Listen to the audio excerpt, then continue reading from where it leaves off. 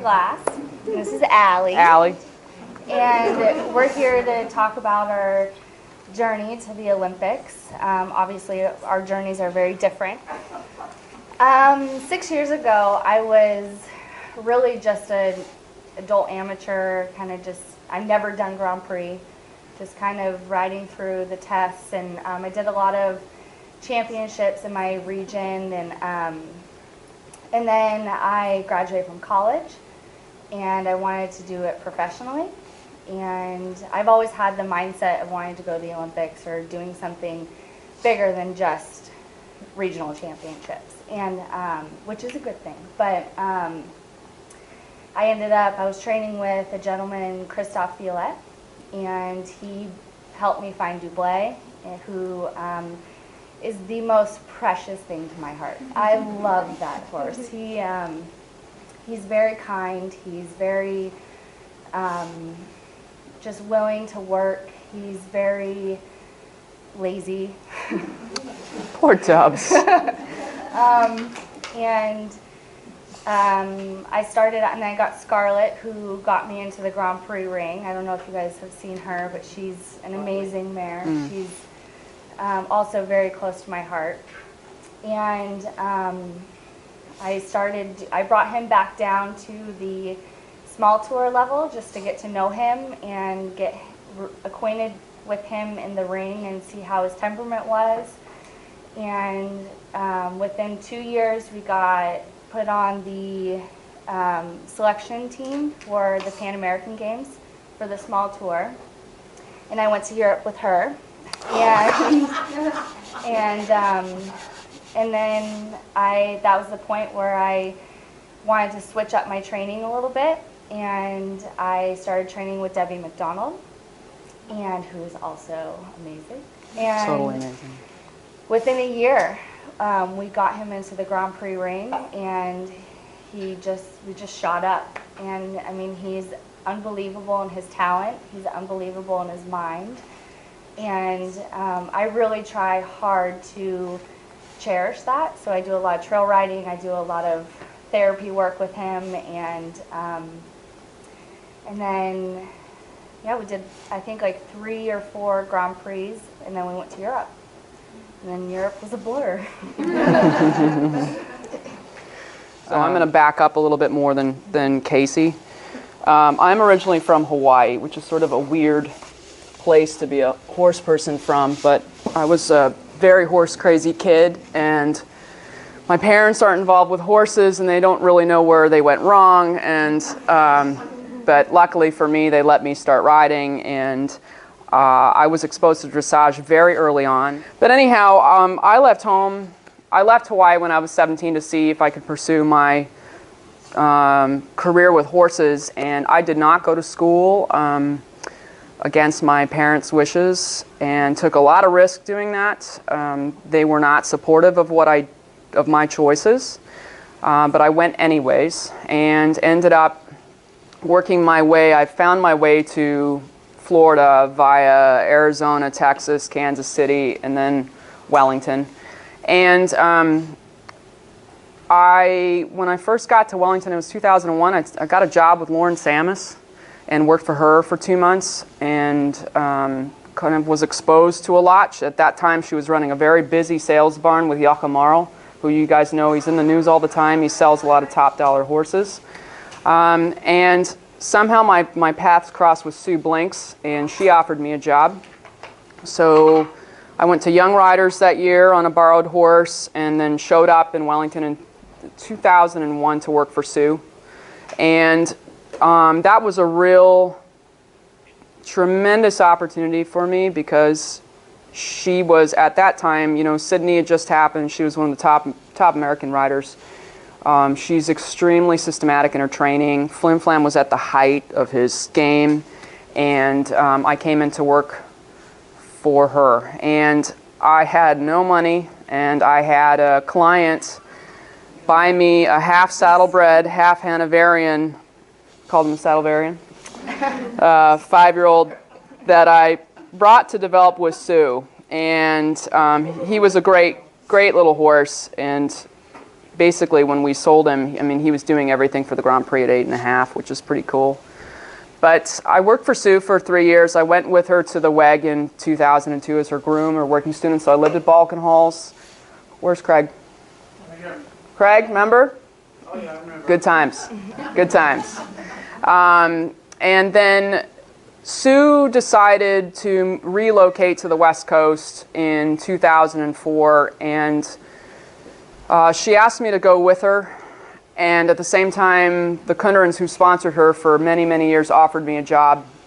And I looked at both situations quite carefully and opted to work for the Kunderans because they had a long-standing relationship with Sue.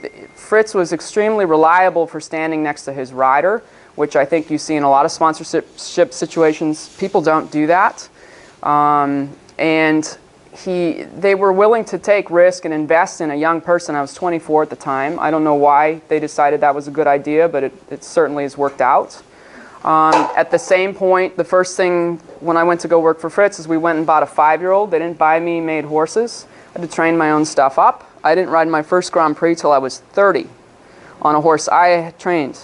So that's a little bit of a different mentality. I think in some ways, you know, they were investing in me for their own program, but also, yes, with big goals that we do World Championships and we get to Olympic Games, but that I am educated in a way that I can produce my own horses, which I think is, in a long-term vision, very sound. So in order to help me do that, they packed me up and they sent me to California for 8 months to train with Sue, which was fabulous because we were in a barn with Günther and Christine Traurig, and the environment was very stimulating. They packed me off twice to go to Sweden. I trained with Jan Brink, probably in total about a year over the 2 trips. And the last big trip I went on, they sent me to train with Kira Kirkland and Richard White for a year and a half. And that was in preparation for London. The horse that I was hoping to make the team on with that didn't stay sound, but one of the horses that went on me for that trip was Roosevelt. And Fritz bought Rosie off of a video, which I could have killed him over, when the horse was 5.5. And Sue had gone over to Europe and sat on the horse and said, yeah, it's a nice horse, but, you know, and it's a Hanoverian, and maybe the Leatherdales would want him, but his bloodlines are kind of normal. It's not really what they're looking for their breeding program. Here, Fritz, what do you think? And Fritz was like, yeah, I'll buy a chunk of him. And I was like, great. And then the horse did go to the World Young Horse Championships as a 5-year-old with Hans-Peter Minderhound and was 5th overall. At the time, there was a lot of controversy over that because the horse was American-owned, ridden by a Dutch gay guy representing Germany. So you can imagine the people were, it was a little bit touchy about that. And so when the horse turned 6, I had already approached Jan Brink about going to train with him. And I said, hey, by the way, do you mind, Fritz owns the stallion, do you mind if I bring him in? And he said, yeah, no problem, great, because the horse had been approved in Sweden and they were very interested in having him as a breeding stallion. So I showed up at Jan's at that point. That would have been 2008. And with Rosie and then PJ, the Grand Prix horse, he was developing into a Grand Prix horse. And Rosie had a hell of a time learning a single change. And at first, Jan pulled me off the horse, and he was like, it's your fault, you know. You don't know what you're doing. Get off. And I was like, fine, you have him. And we sort of swapped. He had a Briare stallion that was also the same age, and I was like, ha, you know. And to be honest, you know, I was there for 8 months, and we left the horse there because I wasn't convinced he was going to be an FEI horse, and I couldn't justify bringing over a breeding stallion that wasn't going to be an FEI horse. So in some ways, Rosie was a very late bloomer. And when the horse was about 7, into the spring of his 7-year-old year, Jan called me one day and says, you know what, I think he's going to be okay. I think he's going to be okay. I think it'll be all right. And he competed in, I think he did 4 Prix St. George's on him. And then I showed up in the fall of that year and took over the ride at the end of his 7-year-old year. So I showed him, we imported him here, I showed him as an 8-year-old. He won 5 out of 6 classes in Wellington that first season I showed him. I didn't put him in any CDIs. I was trying to be conservative with him. He did do the developing horse championships in Chicago, and I think we were 5th. He won the regional gags that year. And then I said to Fritz, I was like, all right, we got to stop competing because I want to get this horse to Grand Prix. And I think the 1-tempies are going to be maybe an issue. And they were a massive issue. And it took, for that horse, well over a year and a half for him to actually get comfortable doing 15 1-tempies somewhat reliably. And I was in England for most of that time period. I'm extremely grateful that I was with Kieran Richard at that point because I think a lot of people would have just told me to give up. It was very difficult to get that horse past that point. And then all of a sudden he learns 1-tempies and I start showing him doing I2s and he gets ballistically hot in the ring. I mean, come out and he'd do this trot tour that's amazing, and then I pick up canter and he would buck through the entire tour. So it was a long process, and I know there are many people in here that watched me bring that horse up, and there was a lot of, man, there were some very humiliating, hard moments with him, but I knew that the only way he was going to get over himself was that if I just kept going out there, and I kept him out of the international ring for a long time until I knew I could solidly go in and ride for well over 70% without a whip in the national ring and make it happen no matter what. And then all of a sudden I take him out at Devon in 2014 and he comes out and he wins the Grand Prix, and boom, he wins the special, and everyone goes, where did that horse come from? Well, he had been in the back rings learning how to be a Grand Prix horse and learning how to be reliable. So, and then in 2015 we came out to the first CDI here and we won the Grand Prix straight off the bat, which everyone went, whoa, what's going on? So we qualified to go as part of the Pan Am team. So Kasey and I were on that tour together, which was great. It was a really fun group of people and an incredible learning experience. And I was Laura's reserve. You know, they sent 2 Grand Prix horses and 2 small tour horses, and I was picked as a reserve. So I did go to Toronto. And then came back and sort of, you know, we were geared up and ready to try to make a run for Rio. And my journey that past spring was interesting. You know, at one point, I think I was ranked 5th and dropped down to 9th. And over the 5-star, where all of a sudden I had a horse who didn't, you know, took so long to learn 1-tempies, and all of a sudden he wouldn't stop, and they were perfect, and he thought he was good, and I'm like, oh my God, stop.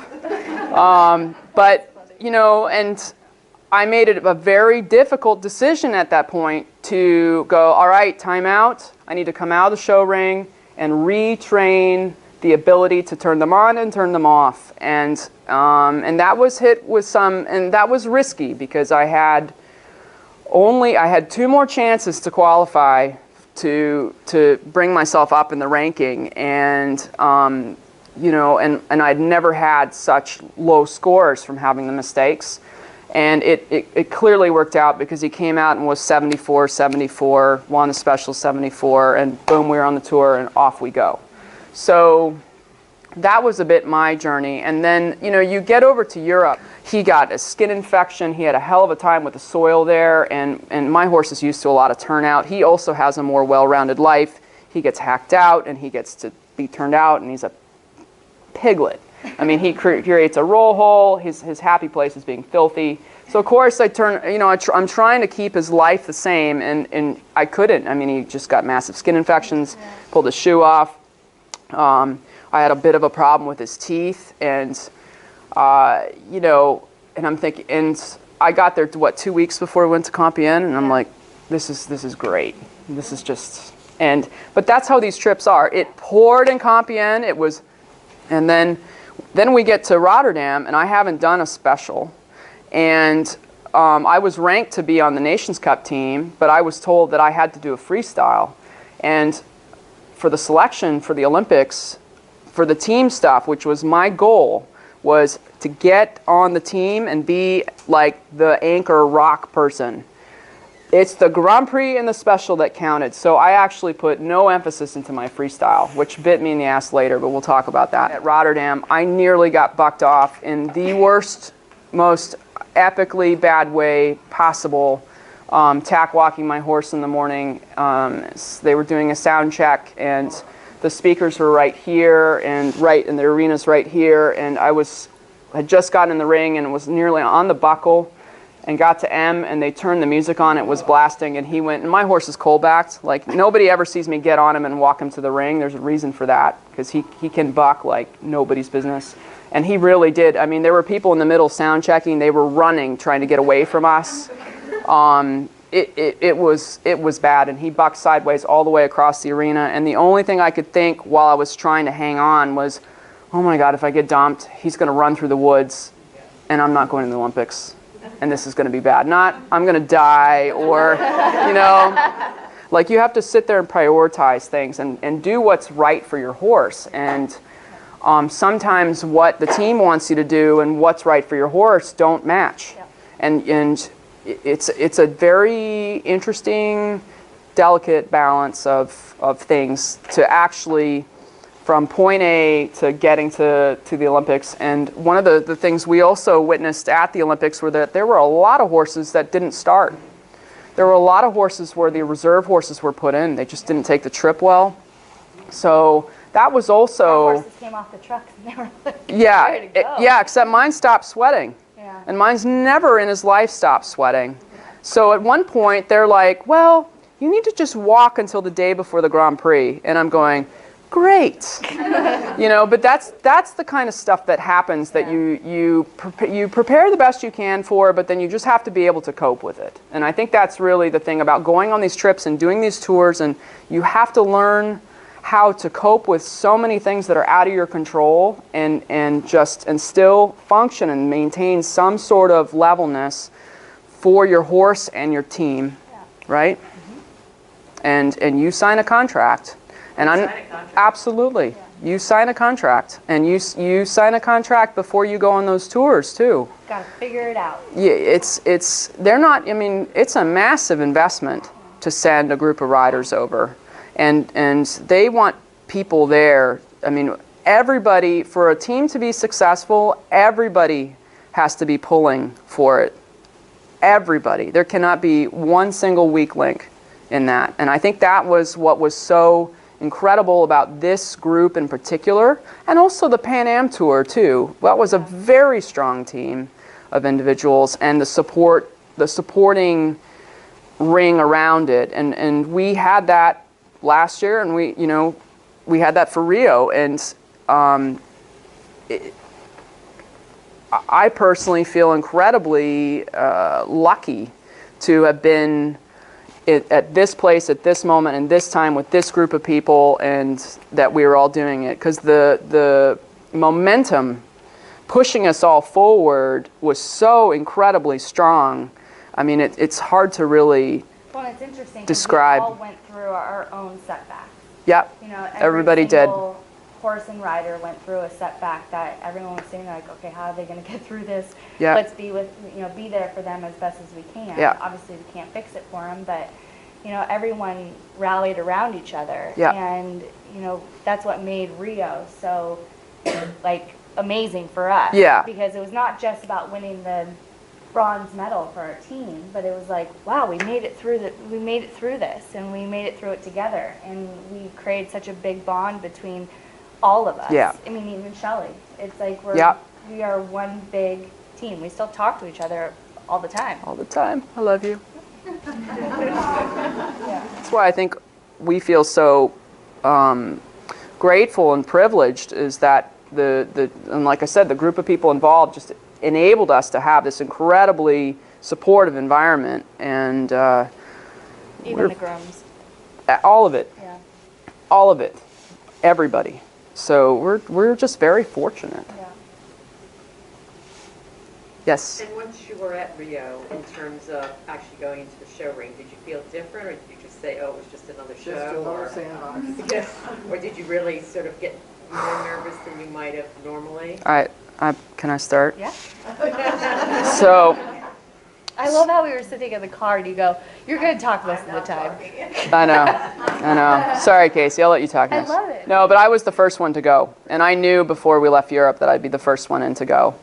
And normally, I think I have normal show nerves like anybody else, but at this point, I'm very systematic. I have a program. I know my horse extremely well.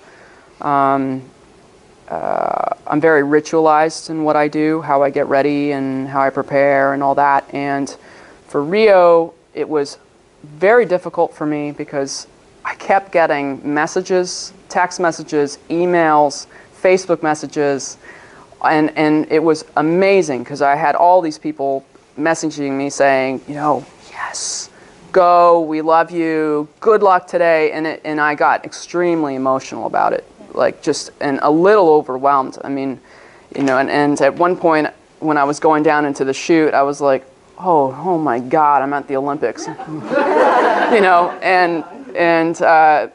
and at one point in my test, I started listening to the music, which I never do. I mean, I'm really Special, I think. no, this is the Grand Prix, and I missed my last change on the twos, and it was only because I came off for half a second. I was like, oh, that's Anki's freestyle music from Bonfire, and I never do stuff like that. And so I came out of the ring, and I was like, all right, we're not doing that tomorrow. We're going to be on tomorrow. And so that was my experience. And would I do that again? Probably not. But I for sure was definitely not myself that first ride. And also, too, I was worried about my horse. He hadn't been sweating good. I was very concerned about him. And, you have to go. So that was my experience. Yeah, like Allie said, I had normal show nerves, before. And then once I got on and really started my training with Debbie, she has this calming thing about her. And then I was walking down the chute, and Debbie goes, well, can't help you anymore. I was like, okay. And then, my Grand Prix was really good. I had a tough summer. It was Dubois' first year at the Grand Prix. And so training-wise, we hit some speed bumps, and physically we hit some speed bumps. And, just going into Rio, I just wanted to keep him healthy. I just wanted to keep him happy. And so that was weighing on my mind the whole time through my test. And going back to, I know you hate this story, but Allie, the whole time in Rio, we had the sand pit in front of our stalls. Oh, God. And Allie goes, and I think it was the freestyles on Monday. Yeah. And Allie goes, I'm going to let Rosie roll in it on Friday. Friday afternoon, after the medal ceremony. I'm like, wait a minute. Because he'll be done. I'm like, Allie, you can't count yourself out. Like, you haven't even done your special yet. You could do really good and go to the freestyle. Don't count yourself out. And Dubois just had a tricky freestyle, and we scored lower Special. than Allie. Special. And we scored lower than Allie, and I went up to Allie and I'm like, see, now Dubois gets to roll. But I was so excited for Allie to be able to do that. And she had not done her freestyle since, a year before? No, it's even worse than that. And we're going to back up because we have to talk about the day of the special too, because that was a nail-biting. I don't know if you guys were watching, but man, really that was a rough day. I'd had problems with the freestyle that I'd built, and all of a sudden my horse thought he needed to do 25 one-tempies down center line, and I couldn't turn them off, so I had to redo the choreography for it, which I did. So I was like, well, I'm going to film this once, turn it in, get the music back, and never practice it, because I'm not going to have to use it. And also, too, I think, if we had done the special at Compiègne, I would have done a freestyle at Rotterdam. Things would have been different. But these are the things you don't really prepare for. Or you just don't believe. You should have prepared for it. I should have prepared for it, but I didn't.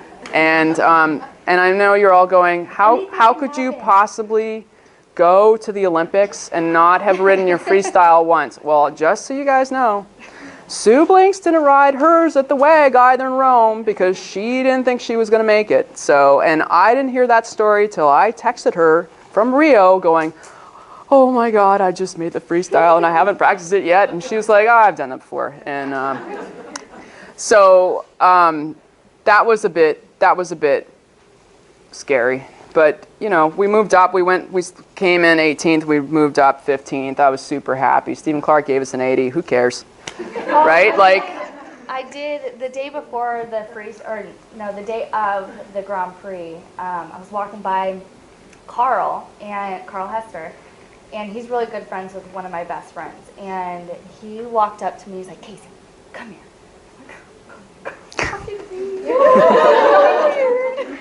And he just gave me this huge hug, and he said, ride, have fun.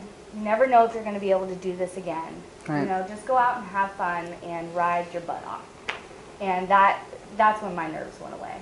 I was like, you know, he believes in me, so that's good.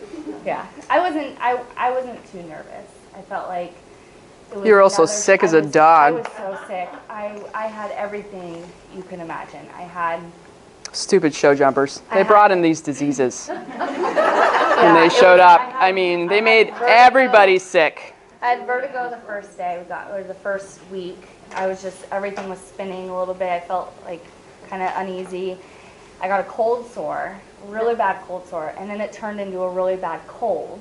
And I had the fevers, I had everything, and then they gave me a Z-Pack because you can't take any meds. Like you're not allowed drug to take testing. Mucinex, you're not allowed to take. Yeah, it's hard. And so they gave me this antibiotic, and it made me. So I was up at night, all sick, and I was all messed up. And then what else did I have? I had something else. I had one more thing. At Rio? Yeah. During the special, I couldn't breathe. You were really, you were not good. Yeah. I was like, are you going to cry? I'm like, no, couldn't breathe. Yeah. Oh, God. Special. We knew Laura was going to go in there and kill it. Yeah. And we had been told that basically Stefan and Laura had to score a 74.5 each for us to get the bronze medal. So we knew that. And I'd been sort of told before I went in that I needed to beat Edward because he didn't have a very good ride on boys. You had to kind of match up. Yeah, and so they were like, just if you can take it over that, do that, and I did that, which was good. Oh. And then Laura just came in and killed it. So that was just amazing. And I don't know if you guys saw that picture of all of us, like us three. Yeah, running down into the. Stefan really wanted to run inside the arena. Yeah, we're like, no, Stefan, wait a minute, no. We're gonna lose we're gonna get disqualified, and we just can't do that. Well, and then we sort of rushed up to Laura anyways, and Diddy nearly killed us. I mean, because he's like, what is? It's fine. He's like, he's so funny. Yeah, we went up to, and now he was like, get away, people. So we're like, okay, we'll get away. Nobody wants to get kicked. How about food? It was horrible. It was bad. We all lost weight, which was good because we were all kind of fat. Well, they had like a horse scale there for the eventers, yeah. And Allie and I, like every morning, would walk over, we're like, let's weigh ourselves, like put ourselves on the horse scale, and we're like, yes, lost a pound. Well, because the problem was we're sitting in Belgium, and like none of us eat 3 meals a day, really. It's all cheese. And bread and butter and whatever, and so and there was no way to really keep food in your room. They had a fridge, which was a typical European fridge, so it was like room temperature. And then half the time it didn't work and anything else. So we were just, the sad thing was we got measured for those Hermes coats. All of us had to have them, so tight. have them up a little bit. Yeah. Everybody, even Laura couldn't get into some of her pants. She was so excited. She's like, I gained weight. I can't fit in my white pants. I'm like, opening ceremony. Mm-hmm. I am a really big sports fan, so I watch everything. Kasey and Stefan. Oh my God. Like, Stefan, take a picture. Take a picture of us. Yeah. Yeah, it was a lot of fun. I met a lot of really amazing athletes. The one person I did not like so much was Serena Williams. She was rude. Oh my gosh. She was rude. I wanted to take a selfie with her, and she just turned around, like would not even talk to me. She was done. Yeah, that was embarrassing. And then I would say Compiègne was another really amazing. That was Dubois' we found another gear for him, and he was so happy, and yeah, that was amazing. Yeah. Yeah, I feel so blessed to be able to do that, and like to be on the team and all of that. But you know, anything to do with my horse, I'm like, that's a high for me. You know. What do you mean you found another gear? What transpired in that? He just kind of, I don't know, I just feel like his passage got bigger. He felt more relaxed in it. I felt like he got more comfortable in our training and our movements, and the half passes got easier for him, and that was all within that week. And there was something we did within that week that just clicked for him and for me. And he just felt like he was, I did an extended trot. I'm like, whoa, I didn't know that was in there, you know, and not like I'm going to push for that every day, but I know it's in there, and I know how to get it out of him a little bit. And Yeah, it's amazing the developmental phases a Grand Prix horse goes through. Like, you think you get to Grand Prix, but they evolve. Yeah. And hopefully they evolve positively. Yeah. Because a lot of times, too, you'll see horses come in and they're okay the first year, and then they're like, I don't know if I want to play this game. You know, and it's an interesting, it's an incredible journey. Yeah. For me, I have to kind of agree with Kasey about the opening ceremonies. You know, we were with 530 other Americans. We were the largest contingency there. There's nothing that can really prepare you for walking into, again, they send you through a chute and then into this huge stadium where there's, I don't know how many thousands of people screaming, and and we're all chanting as we're walking in USA. Yeah. So it's just, the energy is just, everything for me was very surreal. Like, I still even look at it and I'm like, who's that person? I'm not really sure who that is. I know I lived through that, but and for me, it didn't really hit me. They put the medal on me. I was the first one to get medal for the team, and Laura was standing next to me, and when they went to put my medal on, she had reached over and was like this, and then she started crying, and I looked at her and I was like, God, and I started crying. I mean, it's just so emotional. You can't really, so that was really an incredible, and then when they medaled all of us, and even just to be up there with that group of riders, I mean, come on. I mean, with Germany and England, I mean, wow. I mean, it was really special. Yeah. And so it was really, really cool. That is a big moment for me too. I just get You look around, you're like, freaked out with whoa. the award ceremony. Yep. I'm not. I'm going to just slide in and do some shows. End of February, I'm just sneaking in there. Just enjoying my horse. But she's going to make a run at it. Yeah, like Allie was saying earlier, after the first year, they can either go up or down. Like, it doesn't really, you don't really know. And I gave Dublé 2 months off, just really easy work for him, a little bit more than that.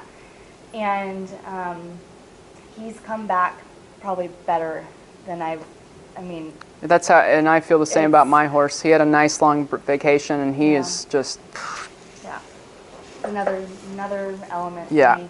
But I know I was practicing one-handed passage today. I was God. really excited.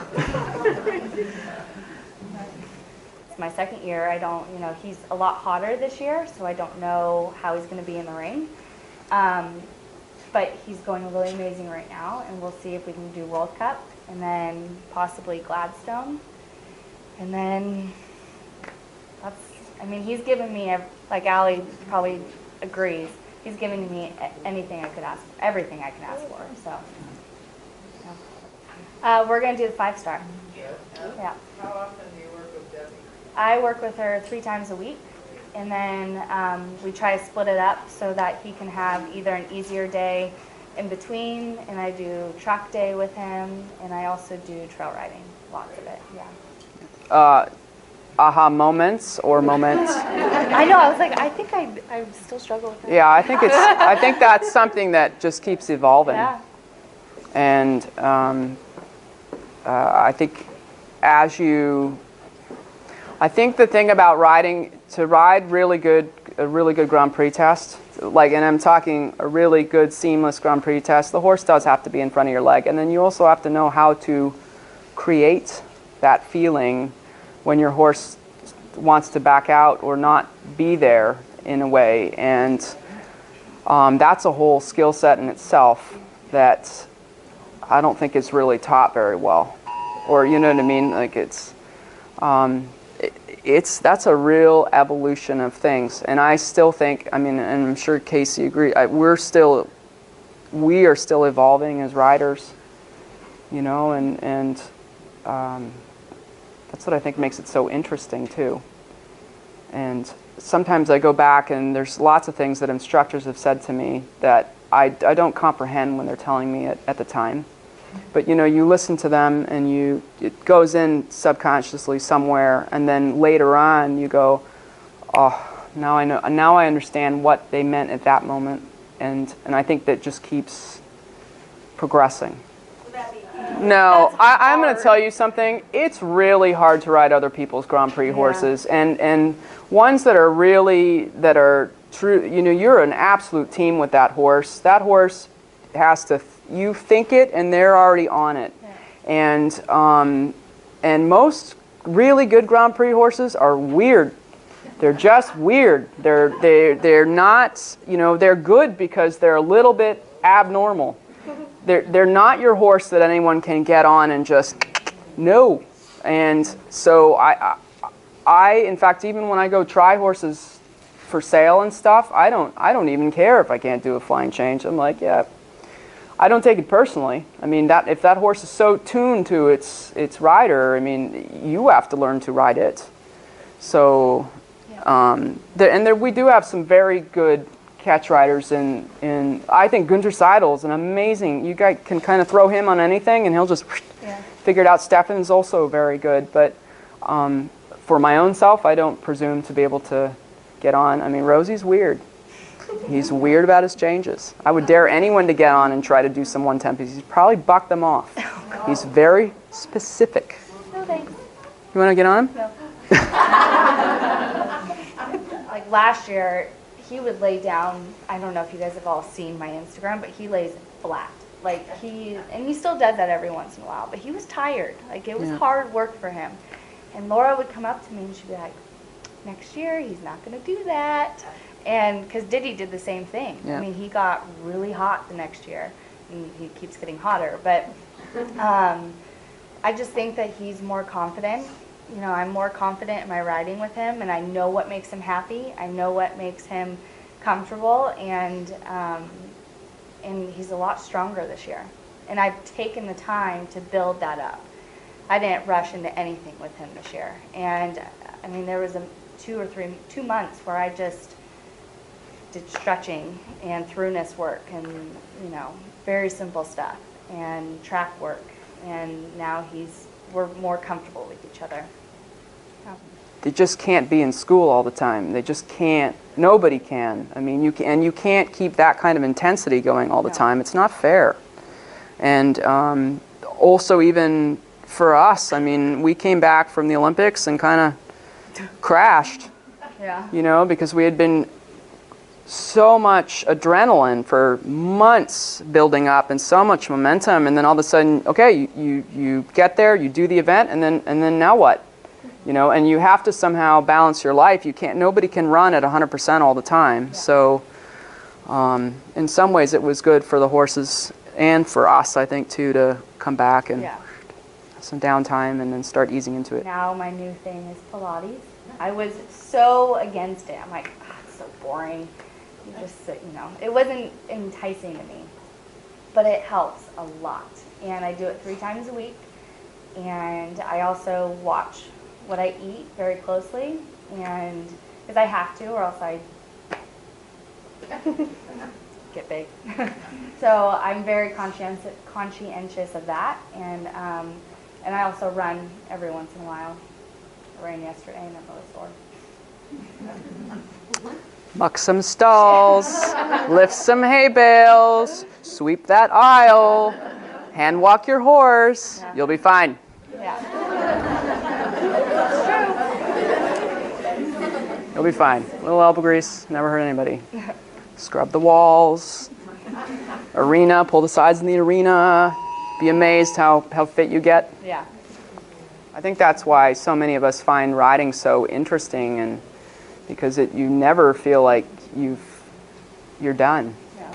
You're always stumbling into a new feeling or When you can new feel experience. like you have gotten something down, and then all of a sudden it will go away. Or you just get a new horse and then they're like, no, this doesn't work for me, and you Yeah. have to figure it all out all over again. Yeah. So, but the point is that they'd never pulled the plug, and they let me keep going with the horse, and thank God, because he just needed time. He needed time. And that's where I think people get into a big hurry with horses, and they say, well, this one's got to be doing this by 8, and this one's got to be doing this by 10, or this one's got to be doing this by 6. That is crap. It's individual for the horse. And I can't think of so many horses that get ruined because they're rushed. Now, the flip side of that, too, is that I'm also the type of person that I have no problem taking a horse and touching the ceiling of what that comfort zone is, because I don't want an 18-year-old second-level horse.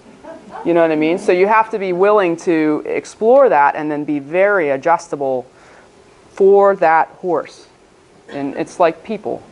Question about the future of American dressage. You're both very young and you're clearly up and coming. The question is, what do you see in terms of America and the pipeline and that sort of effect? Do you feel like we're getting stronger? We probably need to get more depth. Is there things that you saw this year or saw in Europe that have influenced your thoughts on that at all? Why are you looking at me? Do I have to answer this? Mm-hmm. Oh, okay. I think we need more depth. We definitely need more depth. The programs like this one, I think Lennon's program and Pony Club are personally the best ways to create more depth. And the reason I feel that way is that, at some point, basically you need to have a pool of kids riding that are really, really, really interested in horses in general, and then they're going to hopefully funnel out and get specialized into something more. And yes, we need kids like these that are super hyper-focused on dressage. And out of this program, I'm sure we're going to see some of these kids evolve and go work for other professionals or get put with good professionals. And that, to me, is how you actually create it. The other flip side of that, too, is that we need really good horses here. And I don't care what country you are. We've seen Germany, England came out of nowhere. They just had the right grouping of horses. You've seen the Dutch kind of fall down because they just didn't have the horse flesh. And so in the end of the day, I personally feel like Americans can train equally as good as the other top countries. I think our riders are definitely as good, but you have to have the horse flesh to match it. And that's where it gets difficult for us, because we don't have a very good breeding program or solution that way. We're still going over and getting our horses from Europe and not getting enough of them. And we're so big. So that's, I think, the horse flesh is really what it comes down to, in a way, because we do have programs like this in place. But these kids, at some point, need to have access to the quality of horses that can make a team, eventually. Thank you, ladies, very much. You're welcome. Thank you. Oh, we got flowers too. Aww. Craig, watch out for my wife.